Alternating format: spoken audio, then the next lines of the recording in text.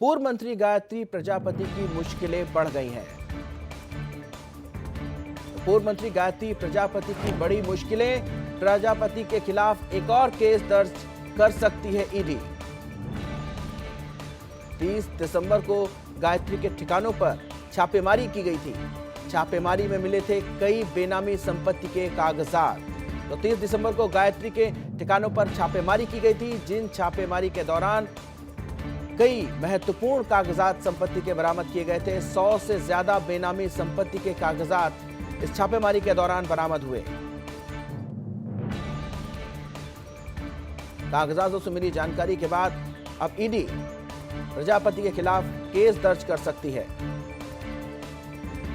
गायत्री पर money laundering का एक मामला पहले से ही दर्ज है। तो पूर्व मंत्री गायत्री प्रजापति की मुश्किलें बढ़ गई हैं। प्रजापति के खिलाफ एक और केस ईडी दर्ज कर सकती है। गायत्री पर मनी लॉन्ड्रिंग का एक मामला पहले से ही दर्ज है। 30 दिसंबर को गायत्री के ठिकानों पर छापेमारी की गई थी, जिस दौरान कई महत्वपूर्ण दस्तावेज बरामद किए गए। छापेमारी में कई बेनामी संपत्ति के कागजात भी मिले थे और 100 से ज्यादा बेनामी संपत्ति के कागजातों को आधार पर ईडी मामला दर्ज कर सकता है प्रजापति के खिलाफ। तो फिलहाल गायत्री प्रजापति की मुश्किलें बढ़ गई हैं। उन पर पहले से भी मनी लॉन्ड्रिंग का एक मामला दर्ज किया जा चुका है और छापेमारी के बाद प्रजापति एक बार फिर से मुश्किलों में फंसते नजर आ रहे हैं। इस मामले में ज्यादा जानकारी के लिए हमारे संवाददाता नरेंद्र यादव हमसे जुड़ गए हैं। नरेंद्र, 30 दिसंबर को गायत्री के ठिकानों पर छापेमारी जब की गई थी तो उस दौरान कई महत्वपूर्ण कागजातों को जब्त किया गया और इन कागजातों के आधार पर अब एक बार फिर से उन पर मुकदमा दर्ज हो सकता है।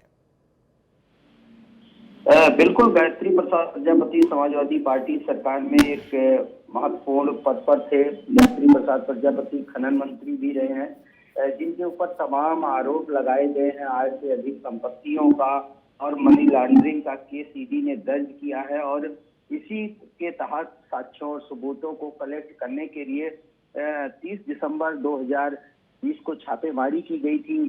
उनके कई ठिकानों पर छापेमारी के दौरान जो ईडी को दस्तावेज और सबूत हाथ लगे हैं, उसमें 100 से अधिक संपत्तियों का ब्यौरा हाथ लगा है।